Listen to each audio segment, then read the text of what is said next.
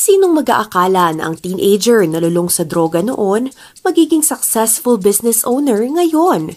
Ito ang nakakabilib na kwento ni Ivan Yanong, isang 27-year-old na negosyante mula Taguig City.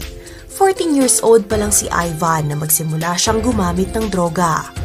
Kwento niya, nagmula siya sa broken family. Dahil madalas nawala sa bahay ang kanyang nanay para magtrabaho, napabarkada siya sa mga maling tao.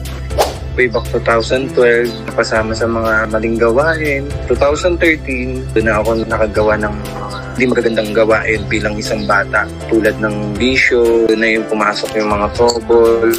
Sa murang edad, naranasan ni Ivan na maging parte ng robbery at snatching. Nagawa ko yun dahil, of course, dahil sa drugs. Nahuli ako ng taong bahayan pa yun.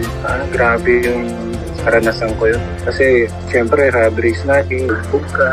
And then, na-turnover ako sa Bahay Pag-asa since bata pa naman ako nung time na yun. Narehab ako dahil sa patong-patong kaso. Higit 3 taon siyang nanatili sa rehab. Ito raw ang naging second chance niya para itama ang kanyang buhay. Paglabas ko ng rehab, totally delete lahat. Totally hindi na ako pumunta sa barkada ko. Nag-umpisa ako ng panibagong kabanata ng aking buhay. Nagsimula siyang magtrabaho bilang fast food crew. Paglipas ng panahon, nakakilala siya ng mga taong nakapag-impluwensya sa kanya para pasukin ang pagnenegosyo. Bagaman maraming beses na siyang nalugi, hindi pa rin siya sumuko. Matapos sumubok ng iba't ibang negosyo sa loob ng 8 taon, nagkaroon ulit siya ng panibagong business idea. Ito ang Ampalaya Chips. Bigla ako naisip yung ampalaya since ng Pilipino kasi mahilig sa mga chips eh.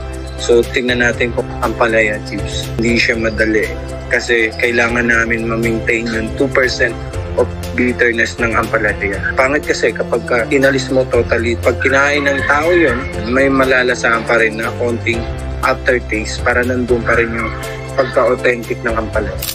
Naging gimmick ni Ivan ang pagpunta sa iba't ibang lugar para magpa-free taste ng kanyang products. Ginagawa niya to, bit-bit lang ang kanyang standee at isang box ng Ampalaya Chips. Dito na nag-viral online ang kanyang business. Dahil patok na patok ito sa panlasa ng Pinoy, kumikita na siya ngayon ng around 200,000 pesos kada buwan. Malaki na ang pinagbago sa buhay ni Ivan ngayon.